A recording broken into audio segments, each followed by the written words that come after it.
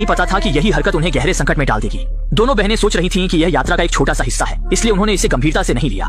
लेकिन कुछ ही मिनटों में वह ट्रक जोर से हॉर्न बजाते हुए तेजी से उनके पीछे आ गया। यह देखकर कि यह विशालकाय ट्रक परेशानी खड़ी कर सकता है, लीसा ने शांति बनाए रखने का फैसला किया और तुरंत गति कम कर दी ताकि ट्रक उन्हें ओवरटेक कर सके। लेकिन किसे पता था, ट्रक के ओवरटेक करने के बाद वह फिर से कछुए जैसी धीमी गति से चलने लगा।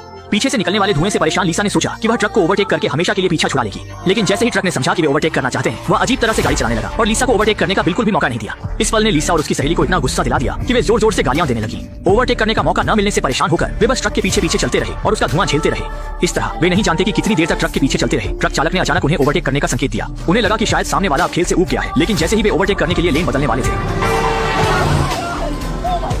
दोनों बहनें लगभग कार दुर्घटना का शिकार होकर मर ही गई थीं। तभी उन्हें एहसास हुआ कि ट्रक चालक एक पूरी तरह से रोड रेज का शिकार है और गुस्से में भरी सहेली ने बिना कुछ सोचे समझे तुरंत ट्रक का नंबर नोट कर लिया और पुलिस को बुलाने का फैसला किया। लेकिन उन्हें यह बिल्कुल भी अंदाजा नहीं था कि इस वीरान सुनसान जगह पर उनके मोबाइल में एक भी सिग्नल नहीं था। ट्रक के धीमी गति से चलने के कारण दोनों बहनें और अधिक गुस्से में आ गईं। इसलिए जब वे एक चौराहे पर पहुंचे तो उन्होंने बिना कुछ कहे अपनी कार को बगल की सड़क पर मोड़ दिया।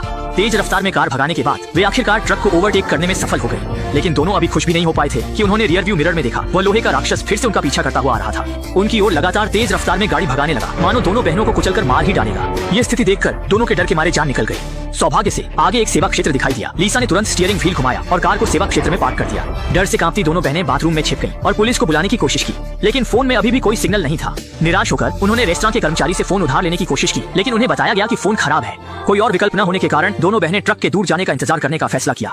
लेकिन जैसे ही उन्होंने खाना ऑर्डर किया, मुड़कर देखा तो डर के मारे पाया कि वही ट्रक उनकी कार के बगल में आकर खड़ा हो गया था। जब उन्होंने देखा कि ड्राइवर सीट पर कोई नहीं है तो दोनों के रोंगटे खड़े हो गए। जाहिर है ट्रक चालक भी रेस्तरां में था। ये सोचकर उन्होंने आसपास देखा। जल्द ही एक संदिग्ध सा दिखने वाला बड़ा दाढ़ी वाला आदमी उनकी नजर में शक की वजह बन गया। ये महसूस करते हुए कि वह शायद ट्रक चालक ही है, लीसा हिम्मत जुटाकर आगे बढ़ी और उससे पूछा कि वह क्या चाहता है। Stop it, what now, what I am talking about. लेकिन दाढ़ी वाले आदमी ने कुछ भी नहीं समझा और लीसा को पागल कहकर गाली दी। फिर वह बिना पीछे देखे रेस्तरां से बाहर निकल गया। लेकिन उन्हें यह नहीं पता था कि वह आदमी ट्रक चालक नहीं था, बल्कि ट्रक के बगल में खड़ी पिकअप ट्रक का चालक था। लेकिन इससे पहले कि वे कुछ समझ पाते, ट्रक ने धीरे धीरे इंजन चालू कर दिया। ये जानने के लिए कि वह क्या चाहता है, दोनों बहनें तेजी से बाहर निकली और उससे पूछने की कोशिश की, लेकिन ट्रक ने उन्हें पास आने का कोई मौका ही नहीं दिया और एक ही झटके में तेज रफ्तार से चला गया। ट्रक को धीरे धीरे दृष्टि से गायब होते देख दोनों बहनें सोचने लगीं कि शायद उन्होंने ज्यादा सोच लिया। हो सकता है कि वह बस रेस्तरां में खाना खाने आया हो, जानबूझकर उन्हें निशाना नहीं बना रहा था।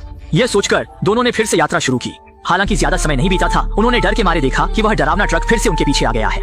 ये महसूस करते हुए कि वह ट्रक अब उनका पीछा कर रहा है, डर से सहमी दोनों सहेलियों में से एक ने जोर से एक्सीलरेटर दबाया ताकि वे पूरी रफ्तार से उसे पीछे छोड़ सके। लेकिन उन्हें यह अंदाजा नहीं था कि यह ट्रक खास तौर पर मॉडिफाई किया गया था।